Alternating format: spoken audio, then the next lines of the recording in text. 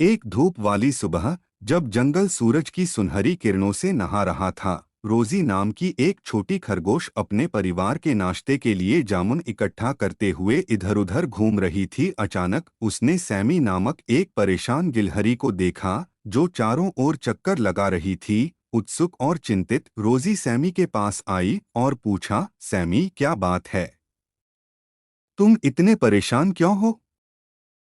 हाँफते हुए सैमी ने उत्तर दिया, ओह रोजी, मैंने अपने सभी बलूत के फल खो दिए हैं। वे सर्दियों में मुझे सहारा देने के लिए थे, और अब वे कहीं नहीं मिल रहे हैं। मुझे नहीं पता कि क्या करूं। रोजी को सैमी के प्रति सहानुभूति की वेदना महसूस हुई। अपने दोस्त की मदद करने के लिए दृढ़ संकल्पित होकर उसने जंगल के अन्य जानवरों को बुलाया।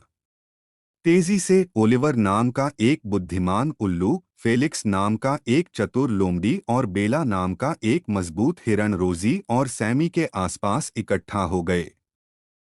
साथ में उन्होंने सैमी के खोए हुए बलूत के फल को खोजने की योजना बनाई। ओलिवर अपनी तेज नजर से ऊपर से जंगल का निरीक्षण करेगा, फेलिक्स अपनी गहरी सूंघने की क्षमता से जमीन पर मौजूद किसी भी सुराग को सूंघ लेगा, और बेला अपनी चपलता के साथ गायब एकोन के किसी भी संकेत को खोजने के लिए जल्दी से जमीन को कवर कर लेगी। जानवर जंगल के चप्पे चप्पे को खंगालते हुए फैल गए।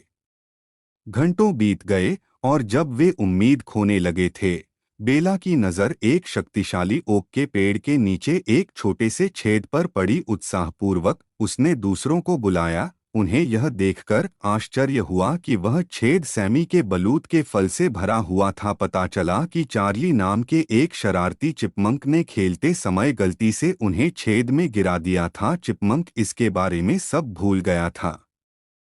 बहुत खुश होकर सैमी ने रोजी, ओलिवर, फेलिक्स और बेला को उनके अटूट समर्थन और समर्पण के लिए धन्यवाद दिया। उन्होंने अपनी टीम वर्क और दोस्ती के माध्यम से एक निराशाजनक स्थिति को विजयी सफलता में बदल दिया था।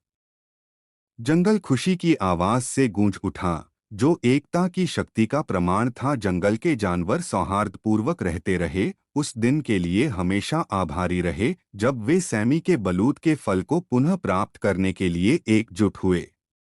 उनकी दोस्ती अटूट रही, और उनकी एकता की कहानियां पूरे जंगल में गूंजती रहीं, जिससे आने वाली पीढ़ियों को जानवरों की प्रेरणा मिलती रही।